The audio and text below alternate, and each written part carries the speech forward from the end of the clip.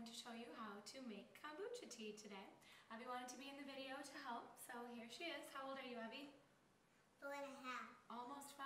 So do you like kombucha? No. No, she thinks it's nasty, but her father and I enjoy it very much. So what's your job today, Ev?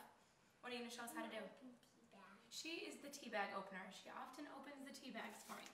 So these are the type of tea that I use. It's Newman's Own Organic, just regular old black tea. Usually I use 8 tea bags when I brew, so I'll put the measurements up after this. And then sometimes I mix it with green tea also. I think I'm going to go to loose leaf tea in a little bit, but I have to use these up. So I get them from Vitacost. You can order really cheap. It's bulk. You want to show them how you open one? This is Abby's special job. Ta-da! Show the camera. Show the camera, hold it up. Very intense job. Usually takes her a minute while I'm getting the water together. Another thing that I like to do is I have these little handy dandy nifty things from IKEA. You probably do too. So I clamp all the strings together and then I just put them in my water. So I'll put all the water measurements and everything like that. I brew it in this lovely handy dandy all-clad stainless steel thing. And I use filtered water from my Berkey usually, or from the fridge. You just want to be careful, thank you Abby, with chlorine. So that's what I do. And you just basically get the water to boiling, and then I add all the tea bags in, clamp them with this, let them hang out for a while. And I do add the sugar. I add a cup of sugar while it is still hot. So this lovely organic sugar. And I actually already brewed my tea last night, because sometimes I'm just lazy. And I let it cool overnight. But if you're in a hurry for brewing and you want to brew it in a hurry, you can always add just more cool water to it and just less hot water. So you brew it really hot and then you might add like 5 cups of cold water, and it just needs to be room temperature. Because if you brewed with your hot tea, it would kill your mother, and no one wants to kill their mother. So I already brewed up my tea last night, and I will put the measurements in the comments or somehow get them to you. But this is basically what my brewed cooled tea looks like, and I always cover it just because I don't want anything to like settle in it like dust and nasty stuff.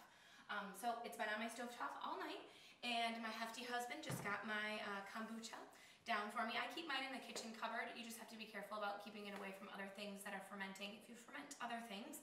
So I just keep mine in my dark cupboard, and this is what it looks like. So I cover it with a little washcloth and a rubber band. Fruit flies love this stuff. I've never had an issue with it, but I'm just paranoid, so I always cover it.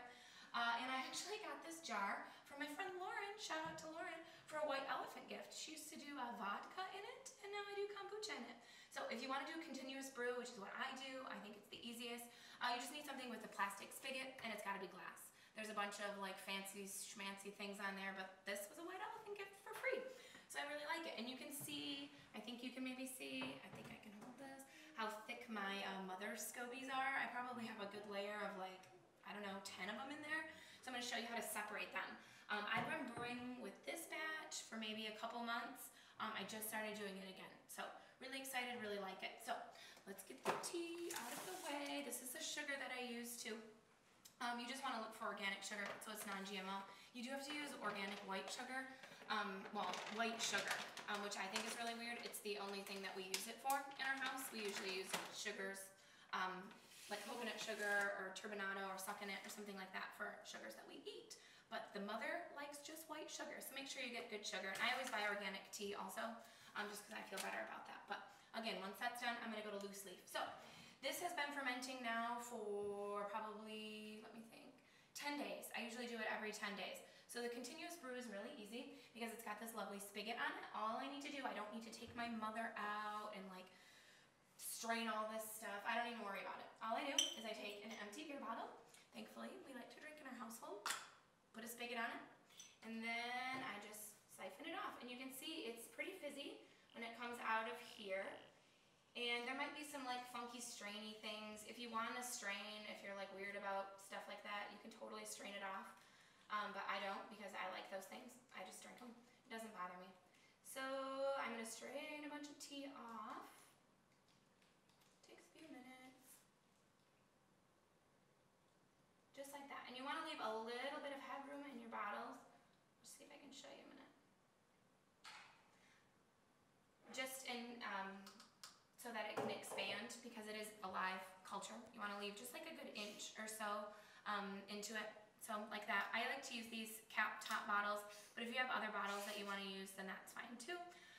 So yeah, I just cap them after I'm done. And if you want to add flavoring to this, you can. Now it's ready for what's called its second fermentation. So some fun things that you can add like ginger root. I've added like cranberries, dried cherries, just anything that you want. It doesn't matter. I just like to brew it plain though, and then I use essential oils when I drink it. But I can do something on that later. So that's basically what you do with all of these, and we pause a minute while I finish this so you don't have to watch it. So I just bottled all of these lovely things. Evie wants back in the video again. We're gonna have a question segment with Evie in a few minutes. She's got lots of questions, let me tell you. So I bottled all of them. Usually I have more bottles than this, but I'm actually starting some starters for some friends. So you have to take some of your tea and send it with a SCOBY to get started. So if you would like a SCOBY or some starter tea, let me know because I have lots of mothers. They are called SCOBYs. So I just bottled off what I could because I need to keep a little bit for myself to put my brew back in. And then I need to keep some for my friends to send starter tea amounts with them. Yes, Evie, would you like a question and answer segment right now? Yeah. What do you have questions on, Evelyn?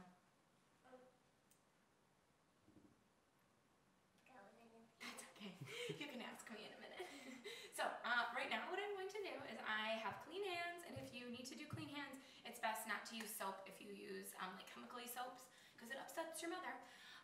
But it's best to just wash them with vinegar. So I don't use chemical soap, so I just wash mine with the soap that I have. So what I'm going to do, I'm actually going to take my ring off. Yes. Oh, okay. She wants to show you her lovey.